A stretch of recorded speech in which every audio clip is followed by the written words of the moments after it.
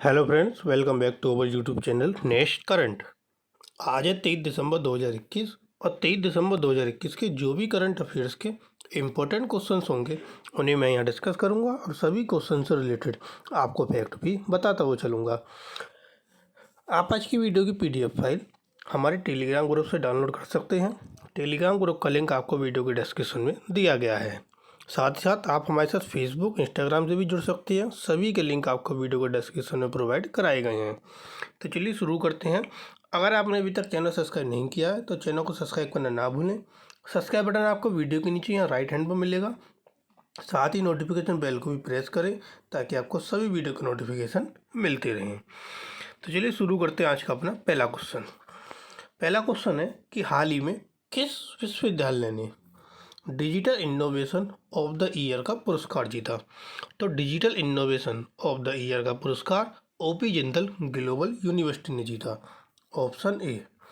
यह जो पुरस्कार था Times Higher Education Asia awards 2021 में digital innovation of the year का पुरस्कार जीता है। जो आपकी जिंदल ग्लोबल यूनिवर्सिटी है वो एकमात्र भारतीय विश्वविद्यालय था जिसे digital innovation of the year पुरस्कार के लिए चुना गया था। टऊ नामक इसके एप्लीकेशन ने भारत के 12 राज्य में शैक्षिक संस्थान के डिजिटल परिवर्तन को सक्षम किया है।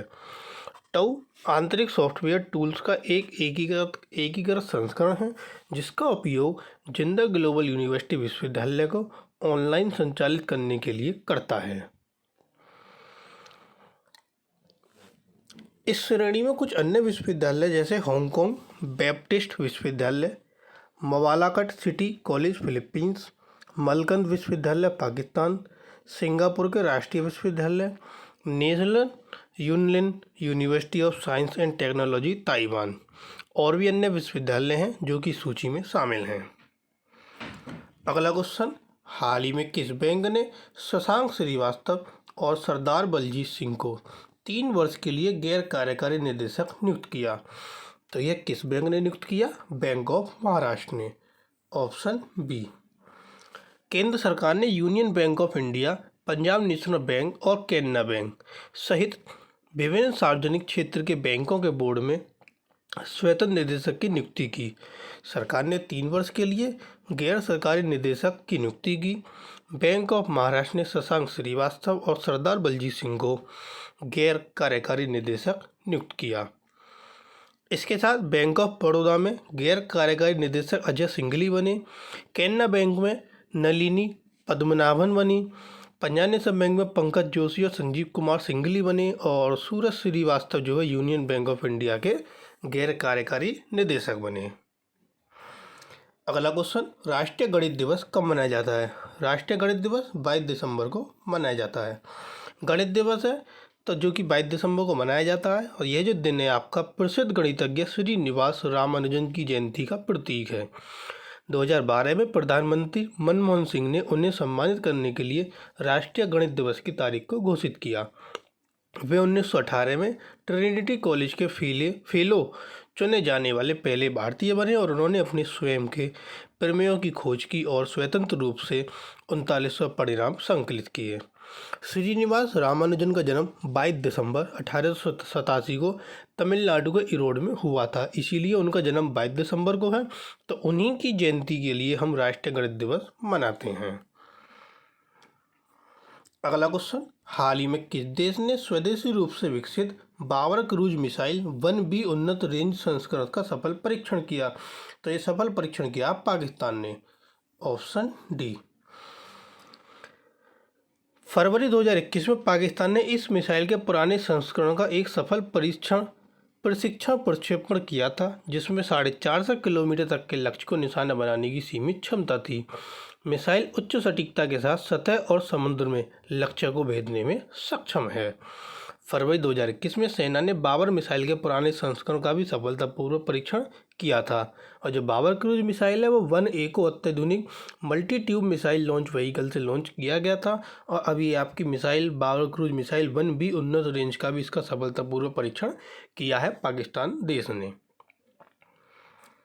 अब पाकिस्तान ने किया, तो पाकिस्तान के बारे में जानते हैं। तो ये देखिए, ये यहाँ भारत से ऊपर पाकिस्तान है, भारत की राज्य की जो सीमाएं हैं वो भी यहाँ लगती हैं, और जो राजधानी है पाकिस्तान की वो है इस्लामाबाद, और जो आपके मुद्रा है पाकिस्तानी रुपया है, और ये है वहाँ के पाकिस्तान के राष्ट्रपति आरिफ अलवी, और ये है पाकिस्तान के हमारे प्रधानमंत्री इमरान खान, और ये है पाकिस्तान का आपका फ्लैग।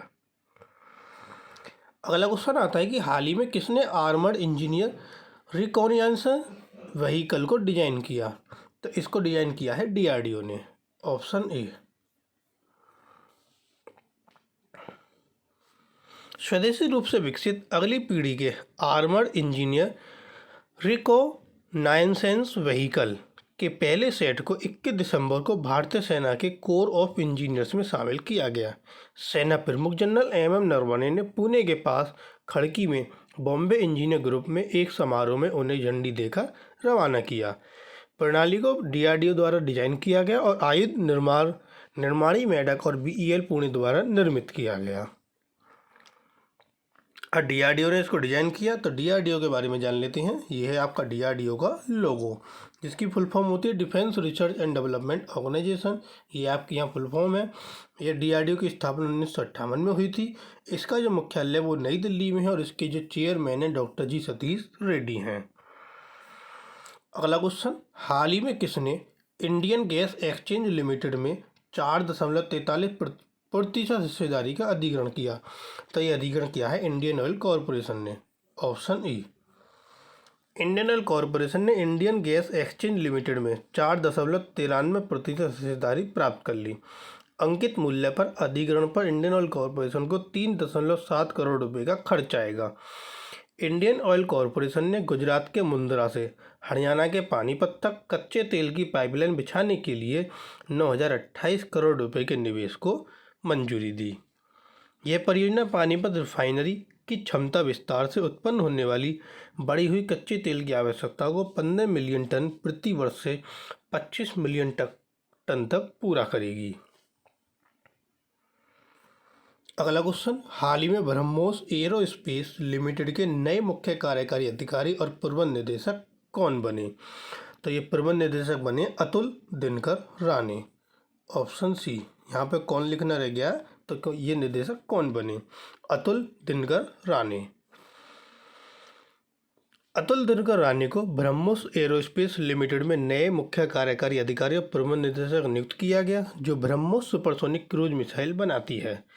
वह रूस के साथ एक संयुक्त उद्यम के रूप में इसकी शुरुआत से ही ब्रह्मोस एरोस्पेस के कोर टीम के सदस्यों में से एक थे। ब्रह्मोस दुनिया की सबसे तेज सुपरसोनिक क्रूज मिसाइल प्रणाली है। अतुल दिनकर राणे वर्ष 1987 में डीआरडीओ में शामिल हुए और रक्षा अनुसंधान और विकास प्रयोगशाला में एक सिस्टम मैनेजर के रूप में अपना प्रारंभिक कैरियर उन्होंने शुरू किया। उन्होंने स्वदेशी रूप से विकसित सरफेस टू एयर मिसाइल प्रणाली के लिए मॉड्यूलर रियल टाइम सिमुलेशन परीक्षण तंत्र की स्थापना की। अगला क्वेश्चन, हाल ही में एनएसई ने कौन सी कॉरपोरेट प्रशासन पहल शुरू की? तो एनएसई ने पहल शुरू की है NSE prime, option D. National stock exchange ने एक नई कॉरपोरेट प्रशासन पहल एनएसई प्राइम शुरू की। यह एक ऐसा ढांचा है जो विनियमनों द्वारा अपेक्षित मानकों की तुलना में सूचीबद्ध कंपनियों के लिए कॉरपोरेट प्रशासन के उच्च मानकों को निर्धारित करता है। एनएसई सूचीबद्ध कंपनियां जो स्वेच्छा से एनएसई प्राइम का हिस्सा बनना चाहती हैं, उन्हें निरंतर आधार पर पूर्व निर्धारित मानदंडों का पालन करना होगा, जिसकी निगरानी एनएसई द्वारा की जाएगी। यह पहल भारत में कॉरपोरेट गवर्नेंस मानकों के स्तर को बढ़ाएगी, निवेशकों को उन कंपनियों की पहचान करने में सक्षम बनाएगी जिन्होंने कॉरपोरेट गवर्नेंस के उच्च मानकों के लिए स्वेच्छा से साइन अप किया। NSE national stock exchange of India limited Bharat का प्रमुख स्टॉक एक्सचेंज है, जो मुंबई महाराष्ट्र में स्थित है, और इसकी स्थापना 1992 में हुई थी। अगला क्वेश्चन, हाल ही में बैडमिंटन वर्ल्ड फेडरेशन एथलीट आयोग के सदस्य के रूप में किसे नियुक्त किया गया? तो ये नियुक्त हुई है पीवी सिंधु, ऑप्शन ए, क्योंकि पीवी सिंधु बैडमिंटन प्लेयर हैं। तो पीवी सिंधु को बैडमिंटन वर्ल्ड फेडरेशन एथलीट आयोग के सदस्य के रूप में नियुक्त किया गया। उन्हें 2025 तक सदस्य के रूप में काम करने वाले 5 अन्य लोगों के साथ शामिल किया गया। 2021 से 2025 के बीच बैडमिंटन वर्ल्ड फेडरेशन एथलीट आयोग के 6 सदस्य आइरिस वांग, रॉबिन टेबलिंग, ग्रेसिया पोली, किम सोयोंग, इसके बाद पुसरला वी सिंधु और जिनका नाम है पुसरला वी सिंधु, जिनको हम शॉर्ट में बोलते हैं पीवी सिंधु, और झेंग सी वेई, ये 6 सदस्य हैं जो इस आयोग में शामिल हुए हैं। सिंधु ने 2021 में टोक्यो खेलों में कांस्य पदक जीता था। नया आयोग जल्दी बैठक करेगा और 6 सदस्य के बीच आयोग के अध्यक्ष और उपाध्यक्ष का फैसला करेगा। अब पीवी सिंधु ने 2021 में तो कांस्य पदक जीता और 2016 में भी उन्होंने रजत पदक जीता था। अगला क्वेश्चन, हाल ही में सदन की कार्यवाही का सीधा प्रसारण दिखाने के लिए किसने एक मोबाइल ऐप लॉन्च करने की घोषणा की? तो मोबाइल ऐप को लॉन्च करने की घोषणा की है ओम बिरला ने। ऑप्शन बी, लोकसभा के अध्यक्ष ओम बिरला। इन्होंने 21 दिसंबर को एक मोबाइल एप्लीकेशन लॉन्च करने की घोषणा की। यह उपयोगकर्ताओं को सदन की कार्यवाही का सीधा प्रसारण देखने में सक्षम करेगा। यह सदन के सदस्यों को महत्वपूर्ण संसदीय दस्तावेज, कागजात, विधायी समितियां, विधेयकों से संबंधित जानकारी, विभिन्न समितियों को लिखित प्रश्न उत्तर और रिपोर्ट तक पहुंचने में सक्षम करेगा। लोग संसद की कार्यवाही का सीधा प्रसारण भी यहाँ देख सकते हैं। अगला क्वेश्चन, हाल ही में किस राज्य ने पुलिस विभाग में सभी रैंक के ट्रांसजेंडर को 1% आरक्षण देने का फैसला किया? तो यह फैसला किया है कर्नाटक राज्य ने। ऑप्शन सी, कर्नाटक सरकार ने पुलिस विभाग में सभी रैंक पर ट्रांसजेंडर को 1% आरक्षण देने का फैसला किया। इसने कर्नाटक पुलिस और भारतीय रिजर्व बटालियन में विशेष रिजर्व सब इंस्पेक्टर के पद के लिए आवेदन मांगे हैं। जुलाई 2021 में कर्नाटक उच्च न्यायालय के एक निर्देश के बाद ट्रांसजेंडर व्यक्तियों के लिए सार्वजनिक रोजगार में नौकरियों को आरक्षित करने वाला कर्नाटक पहला राज्य है। अब कर्नाटक ने यह फैसला किया, तो कर्नाटक के बारे में जानते हैं।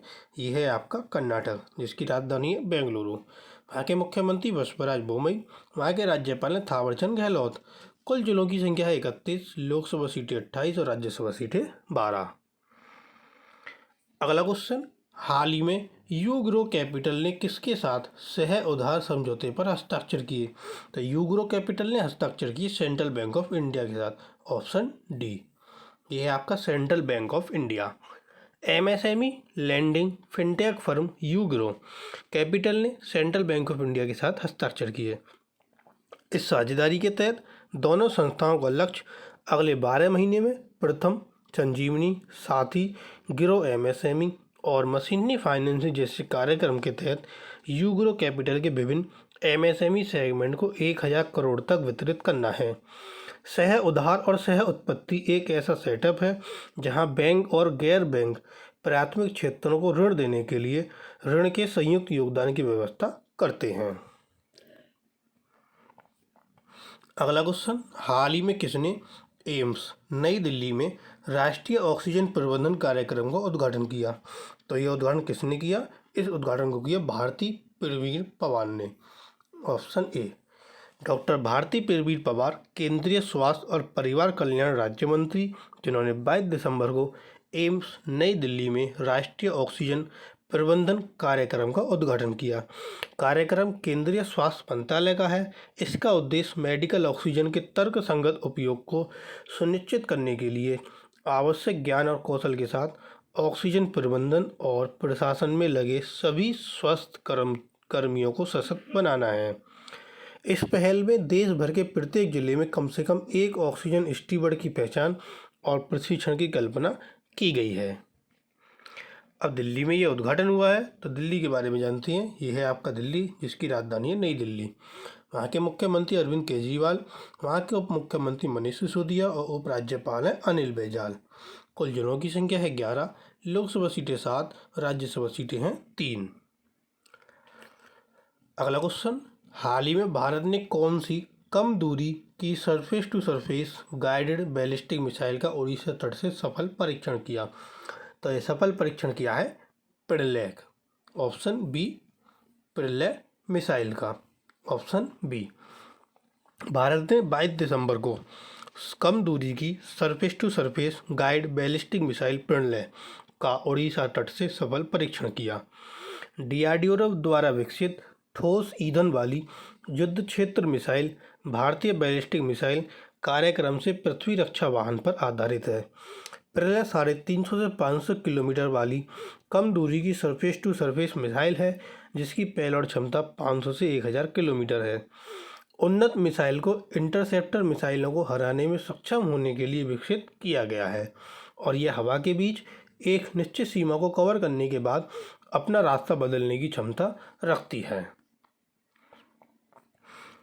तो ये थे आपके आज के करंट अफेयर्स के इम्पोर्टेंट क्वेश्चन। अब आता है क्वेश्चन ऑफ द टुडे।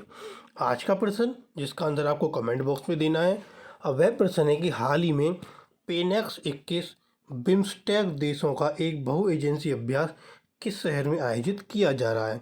तो ये आपका किस शहर में आयोजित हो रहा है, 4 ऑप्शन आपको यहाँ दिए गए हैं, एक आंसर आपको कमेंट बॉक्स में देना है। और जो कल क्वेश्चन पूछा था कि हाल ही में स्पेस एक्स ने वामन स्टारलिंक इंटरनेट उपग्रह को कक्षा में प्रक्षेपित करने के लिए किस रॉकेट का उपयोग किया था। तो स्पेस एक्स ने उपयोग किया था फाल्कन 9 रॉकेट का, ऑप्शन ए। तो ये थे आपके आज के करंट अफेयर्स के इम्पोर्टेंट क्वेश्चन। अगर आपको वीडियो पसंद आए तो वीडियो को लाइक, कमेंट और शेयर करना ना भूलें। साथ ही साथ अगर आपने चैनल सब्सक्राइब नहीं किया तो चैनल को सब्सक्राइब कर नोटिफिकेशन बेल को जरूर प्रेस करें, ताकि आपको सभी वीडियो के नोटिफिकेशन मिलते रहें। Thank you.